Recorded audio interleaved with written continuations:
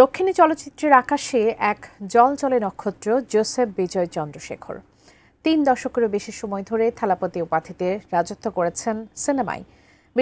বিশাল ভক্ত শ্রেণী নিয়ে এখন নেমেছেন রাজনীতির মঞ্চে। কিভাবে পর্দার নায়ক জনতার নায়ক হয়ে উঠলেন জানবো সঞ্জিদা সিলভিয়ার রিপোর্টে। থালাপতি এটি জোসেফ বিজয়ের নাম নয়, ভক্তদের ভালোবেসে দেয়া উপাধি, যার অর্থ সেনাপতি।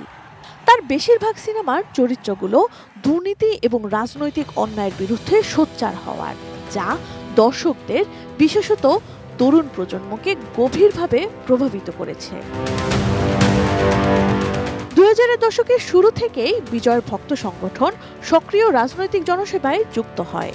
বিজয় বাক্কাল ইয়াক্কাম নামে এই ফ্যান ক্লাব দ্রুত জনপ্রিয়তা পায়, যা এখন রূপ নিয়েছে তামিলাগা ভিটোরি কাজাগম নামের রাজনৈতিক দলে। দল ঘোষণার 10 মাসের ব্যবধানে আলোচনার তুঙ্গে রয়েছে দলটি। দক্ষিণী এই তারকার জন্ম 1974 সালে চেন্নাইয়ে। আরএফএল অডিটর, বাঁকা হয় না, ফাঁকা হয় না, আর ভাঙা এক কথায় অসম্ভব। বিজয়ের বাবা এস.এ. চন্দ্রশেখর ছিলেন নামকরা পরিচালক। পারিবারিক সূত্রে চলচ্চিত্রে এলেও নিজের অভিনয় দক্ষতা আর স্টাইল দিয়ে জয় করেছেন কোটি কোটি মানুষের হৃদয়।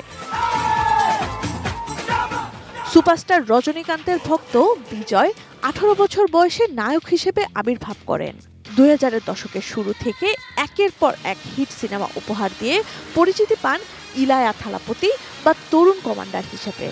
বর্তমানে তিনি ভারতের সর্বোচ্চ পারিশ্রমিক প্রাপ্ত অভিনেতাদের মধ্যে অন্যতম। 2026 সালের তামিলনাড়ু বিধানসভা নির্বাচনে প্রতিদ্বন্দ্বিতা করবেন বিজয়। রাজনীতিতে প্রবেশ করার কারণ হিসেবে তিনি বর্তমান রাজনৈতিক পরিস্থিতিতে দুর্নীতি এবং সঠিক প্রশাসনিক কাঠামোর অভাবকে দায়ী করেছেন। একটি স্বচ্ছ এবং ন্যায়ভিত্তিক শাসন প্রতিষ্ঠা করা তার লক্ষ্য বলে জানান বিজয়।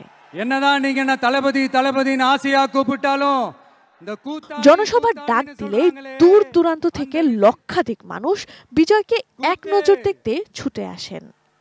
নরেন্দ্র মোদীর নেতৃত্বাধীন বিজেপিকে আদর্শিক শত্রু আখ্যা দিয়ে সরাসরি চ্যালেঞ্জ ছুড়ে আলোচনার কেন্দ্রবিন্দুতে উঠে এসেছেন তিনি। তামিলনাড়ুর রাজনীতিতে এর আগেও এমজিআর এবং জয়ললিতার মতো তারকারা সফল হয়েছে।